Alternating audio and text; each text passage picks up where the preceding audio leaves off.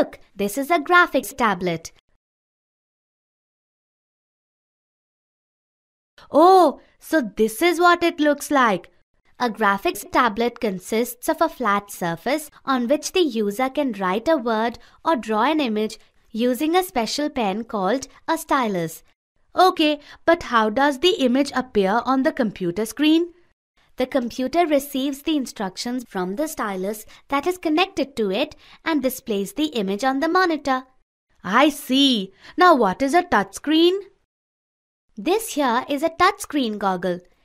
Wow! How do we use a toggle? Touch the Internet Explorer icon on the screen with your finger. Wow! The Explorer window has opened by itself. Yes, Goggle. This is what a touchscreen is used for. A touchscreen recognizes any input that is entered by touching the icon on the computer display screen. Now I remember, my mom has a touchscreen phone. She just has to touch the buttons on the screen itself. Yes, Goggle, there are many touchscreen phones in the market nowadays. It is a feature that is now being applied in ATMs, tablet PCs, and inquiry booths at railway stations and airport terminals. And that's not all. Touchscreens are also used in hospitals for accessing patient records. Touchscreens literally allow us to have information on our fingertips. If a touchscreen is an input device, can my computer screen be called an input device? Look, Goggle, your computer screen or your monitor does not send any data to the computer. Instead, it only provides output to you. So, it is an output device. Okay, I remember what output devices are. The devices that are used to get the output from a computer are called output devices. Correct, Goggle. Speakers, headphones, projectors are all output devices. Yup. Tell me quickly, what is your computer monitor also known as? It is also called a visual display unit or a VDU. Right, had clean forgotten. Coming back, a printer is also an output device.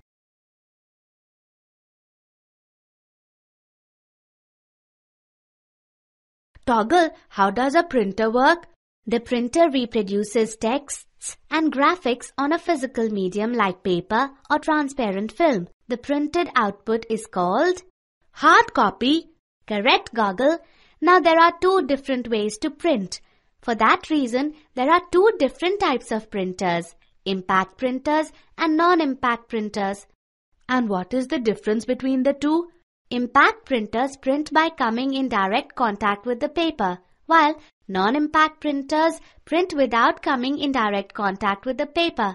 Does that mean that non-impact printers can print on paper from afar? I mean, you don't actually have to put the paper inside the printer. No, Goggle, not exactly. To know more about printers, you will have to know what actually happens inside a printer. That's a good idea, Toggle. This is an impact printer. Wow! Look, it has a part that is called the print head. What does it do, Toggle? A print head strikes an ink ribbon, which in turn strikes the paper to make a mark on the paper. By this way, a mechanical contact between the print head and the paper is made and the paper is printed. Okay, can you give me examples of some impact printers? Some examples of impact printers are dot matrix, daisy wheel, and line printers. Oh, so many different types. How do they work, Toggle? Let me explain with the help of a dot matrix printer. In a dot matrix printer, the print head contains a number of pins arranged vertically. And what do these pins do, Toggle? As the print head moves in back and forth motion across the paper, some of the pins are pressed against the ink ribbon to form a pattern of dots on paper. Okay, it can print multiple carbon copies. Therefore, it is used for printing receipts or bills, and you are likely to find them in department stores and supermarkets. Nowadays, impact printers have largely been replaced by non-impact printers, as impact printers are slow and noisy with poor quality output. Oh, so how do non-impact printers work? In non-impact printers, there is no mechanical contact between the printhead and the paper. Can you tell me the names of some non-impact printers? The inkjet and laser printers you commonly see nowadays are non-impact printers. Let us take up the inkjet printer first. Okay, I'm all ears, Toggle. In an inkjet printer, the printhead sprays extremely small droplets of ink on the paper to form the desired character or image. Okay, so is the quality and speed better than that of a dot matrix printer? Yes, that's right, Goggle. So, an inkjet printer is far better than an impact printer. Yes, but the low-end inkjet printouts have a drawback. In that the printout or the hard copy has a tendency to smear if it gets wet. Okay, Toggle, you also mentioned laser printers. What are they? In a laser printer, a laser beam produces an image of the desired character on a drum, which is also called a roller. What is a laser beam, Toggle? A laser beam is a very strong beam of light. What happens after the laser beam produces the image on the drum? The roller is passed through powdered ink called toner. The toner sticks to the parts of the drum that were hit by the laser beam. Finally, the characters are transferred to paper through a combination of heat and pressure. Is the laser printer better than the inkjet printer? Yes, Goggle, a laser printer is very fast and produces very high quality printouts. Got it, Toggle. Great, Goggle. That was a good session on input and output devices. And now you can resume giving inputs for the game you were playing. Oh yes, I'd completely forgotten about that. Thank you, Toggle.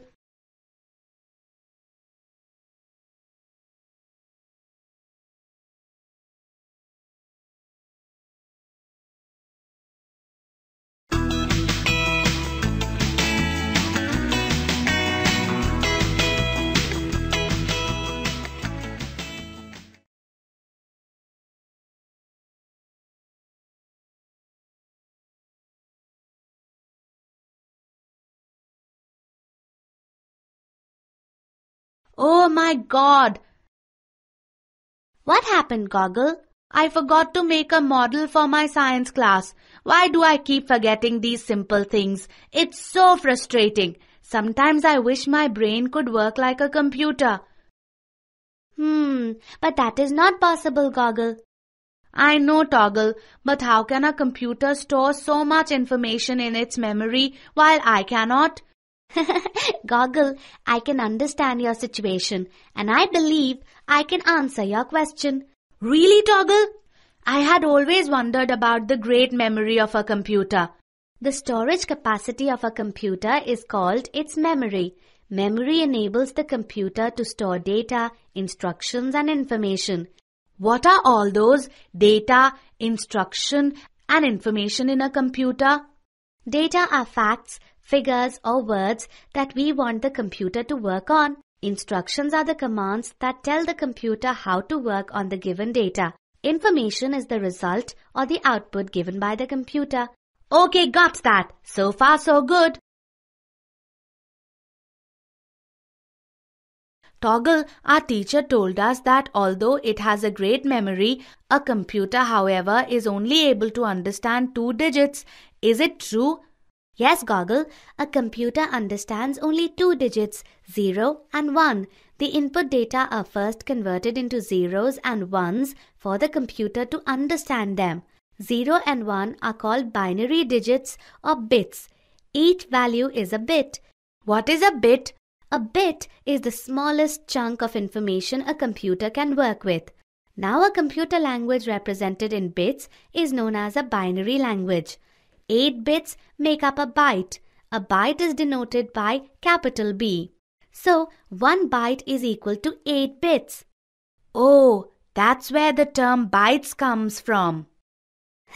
Yes, Goggle, it is because the memory of a computer is represented in bytes. A byte is the unit of measuring a computer's memory. Are there any other units of measuring memory?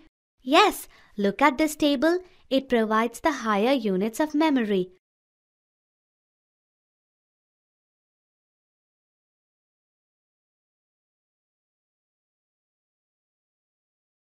Goggle, now look at this figure. It shows the types of memory in a computer. Toggle, this chart seems very complex. Can you explain it to me, please? Sure, Goggle. A computer has 3 types of memory: primary memory, read-only memory or ROM, and secondary memory. Why these different types, Toggle? Well, Goggle, the primary memory of a computer is its internal memory and is the main area in a computer where data, instructions, and information are stored. This memory can be directly accessed by the CPU. The CPU accesses the memory in a random manner, hence it is also called random access memory. Okay, so that is what a RAM is in a computer. Yes, RAM is also called read or write memory, as we can read information from it as well as write on it. The CPU can access data from RAM only till the time the computer is switched on. Why, Toggle? Because RAM loses its contents when the power is turned off, and so it is also known as volatile memory. So isn't there any permanent memory in a computer? Oh yes, Goggle. ROM or read-only memory is the permanent memory of a computer, and normally it cannot be rewritten or changed. So ROM does not lose its contents when the power is turned off, right? Yes, it does not. Read-only memory retains its contents even when the power is turned off. So it is also known as non-volatile memory. Now I get it, Toggle. So, is this where all our files and folders are saved when we give the save command? Good question, Goggle. But the answer is no. So where do the files and folders go? They are stored in what is called a hard disk. A hard disk is a type of secondary memory. Okay, so what is secondary memory? Secondary memory or external memory is the name given to devices where programs and data can be stored for future purpose. Can you give me some more examples of secondary memory? Apart from the hard disk floppy disks, CDs or compact disks, DVDs or digital versatile disks, Blu-ray disks, and flash drives or pen drives are examples of secondary memory.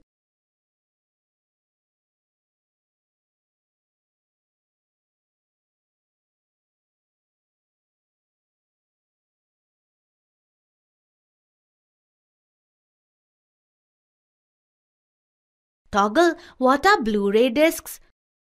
A Blu-ray disc is similar to a CD or DVD. However, it can hold up to 25 GB of data in it. Wow, that's awesome! Will a Blu-ray disc work from my DVD drive? No, your computer will require a Blu-ray reader. Why is it called a Blu-ray disc? Actually, the name Blu-ray is taken from the technology that is used to make these discs. Blue from the blue-violet laser and ray from an optical ray. I got it! Blue and ray makes it Blu-ray. Quite right, Goggle. Toggle, I had never imagined that there are so many types of memories in a computer. Now I will have to brush up my own memory to remember all this. But thanks, Toggle. It was interesting. Anytime, Goggle. Keep your memory sharp.